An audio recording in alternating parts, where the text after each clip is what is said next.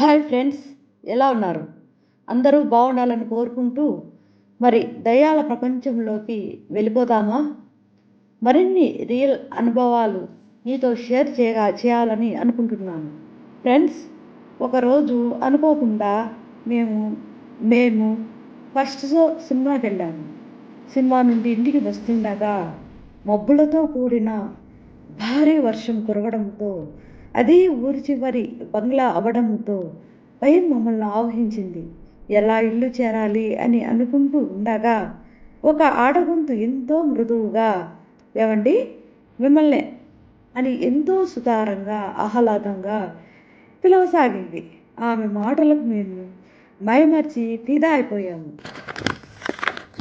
ఇంత రాత్రి వేళ ఒంటరిగా ఎవరబ్బా ఈ మహిళ అనుకుంటూ ఆలోచనలో పడ్డాము. అంతలో ఆ అడగొంతు, "రండి, ఇక్కడికి దగ్గరే మా ఇల్లు. వర్షం తగ్గిన తర్వాత వెళ్దురు గాని" అని ఎంతో అమాయకంగా అంది.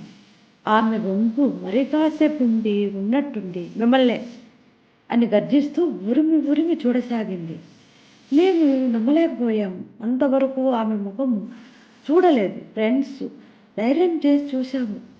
చూస్తే జుట్టు విరబోసుకుని నల్లటి చీరతో ఎంతో అందవికారంగా, ఎంతో భయంకరంగా, ఆ వర్షంలో ఎంతో ఎంతో అతి భయంకరంగా, క్రూరంగా చూసేది మతిపోయింది ఫ్రెండ్స్. ఇంతలో ఇంతలో వర్షం వెలిసింది. వెనక్కి తిరిగి చూడకుండా పరుగో పరుగు అని తప్పించుకుంటూ వెళ్ళిపోయాము పరిగెత్తాము. ఒరేయ్, తప్పించుకుందామనుకున్నారా? ఎప్పుడో ఒకసారి దొరకబోడు. ఆ టైము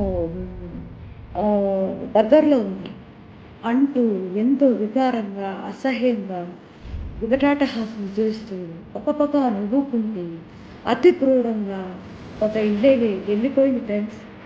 ఈ రియల్ స్టోరీ మీకు నచ్చినట్లయితే లైక్ చేయండి, షేర్ చేయండి, సబ్స్క్రైబ్ చేసుకోండి ఫ్రెండ్స్. ఇంటికి వెళ్ళాం ఫ్రెండ్స్. ఆ రాత్రంతా భయంగా గడిపాం ఫ్రెండ్స్. అలాంటి నిద్రలేని రాత్రులు ఎన్నో, మరెన్నో, ఎన్నెన్నో.